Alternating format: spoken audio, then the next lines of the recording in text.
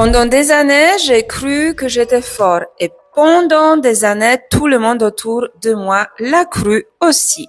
Et après tout, j'avançais, je gérais, je trouvais des solutions, je rebondissais, je continuais et peu importe ce qui se passait, je trouvais toujours de super solutions. Mais aujourd'hui, avec du recul, je vois des choses différemment, je le vois autrement. Pendant longtemps, j'ai confondu la force avec ma capacité à tout porter, à encaisser, à tenir, à faire face, à ne pas demander de l'aide, à continuer malgré et même lorsque j'étais épuisée. Et je pensais que c'est ça veut dire être fort. Et je retrouve souvent ce même fonctionnement chez les femmes que j'accompagne aujourd'hui. Des femmes admirées, des femmes respectées, compétentes, sensibles, celles sur qui tout le monde peut compter, celles qui trouvent toujours une solution, celles qui gèrent et celles qui assurent. Mais quand on prend le temps de regarder derrière cette image, en fait, il y a autre chose qui se joue derrière.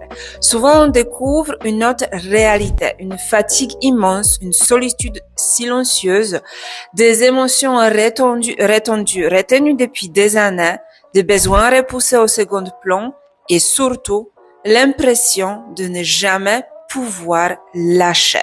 Parce que ces femmes, elles ont appris très tôt que pour être en sécurité, il fallait être forte. Parfois, ce que nous appelons la force n'est pas de la force, c'est une stratégie de survie, une stratégie qui nous a permis de traverser certaines périodes de notre vie, mais qui finit parfois par nous enfermer. Parce qu'à force d'être celle qui porte tout, on ne sait plus recevoir. À force d'être celle qui tient tout, on ne sait plus s'appuyer. À force d'être celle qui rassure, on ne sait plus montrer sa propre vulnérabilité. Et aujourd'hui, je ne crois plus que la force consiste à tout supporter, à tout porter. Je crois que la véritable force, c'est de pouvoir être soi, dire quand ça ne va pas, demander de l'aide, poser des limites, changer de direction lorsque quelque chose ne nous correspond plus et c'est OK. Et surtout, ne plus avoir besoin de porter seul ce qui est trop lourd.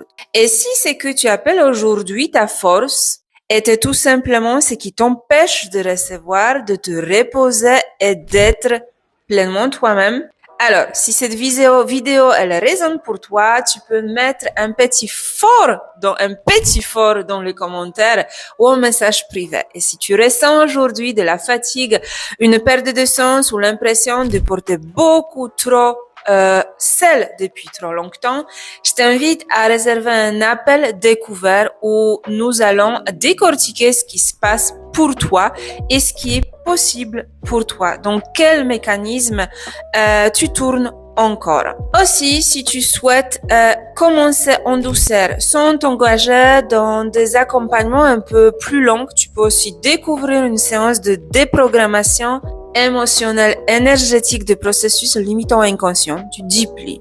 Et pour toi, ça peut être déjà une première expérience pour mettre en lumière et commencer à libérer ce qui te pousse encore aujourd'hui à porter tout toute seule.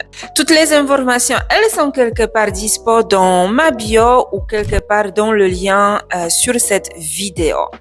Parce qu'à un moment donné, la question n'est plus suis-je capable de porter davantage, mais la question devient pourquoi est-ce que je continue à croire que je dois tout porter toute seule?